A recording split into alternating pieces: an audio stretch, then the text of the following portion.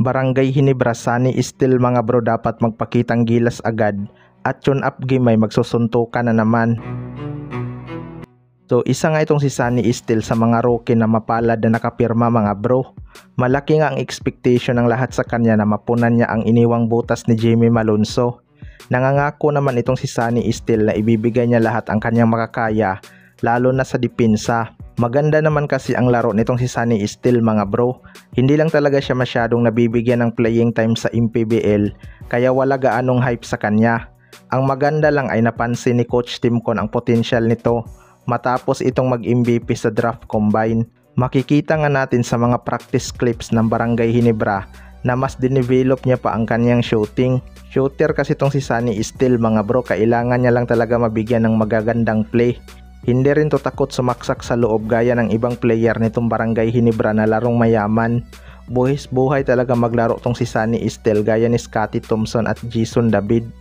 Athletic kasi tong si Sunny Steel mga bro, kaya exciting din tong panoorin.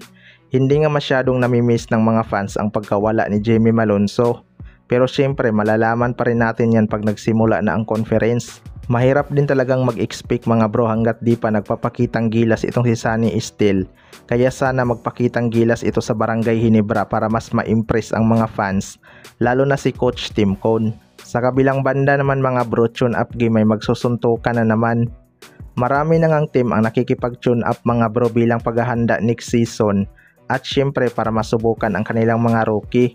Pero hindi nga inaasahan na tune up pa lang magkakainitan na agad ang mga players. Kung matatandaan nyo, nagkainitan nga sina Bobelga at Anthony Simirad.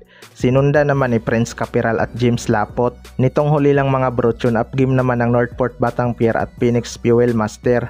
Naglaro na din pala ang dalawang former Ginebra player na sina Bon Pisumal at Mario Barasi. Grabe nga ang bakbaka na to dahil nagkakapisikalan agad itong sina Mario Barasi at JJ Alejandro.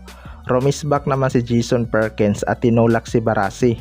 Sunod naman ay nagkasagutan at muntik nang magsuntukan sa laban sina Sean Manganti at Calvin Abueva.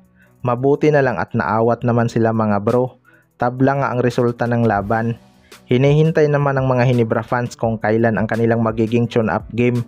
Maganda kasi talagang masubukan ang kanilang rookie na si Sunny Steel at nakuha na free agent na si Norbert Torres. Pero wala pang inilabas na report ang kampo ng Barangay Ginebra patungkol sa kanilang tune up game mga bro. Baka ayaw lang din nilang makipag-tune up dahil mainit nga ang ibang team at baka may ma-injured pa sa key player ni Coach Timcon. Mabuti na rin kasing mag-ingat dahil hindi nga ganun kalalim ang lineup ng Barangay Ginebra. Kayo mga bro, ano masasabi nyo tungkol dito?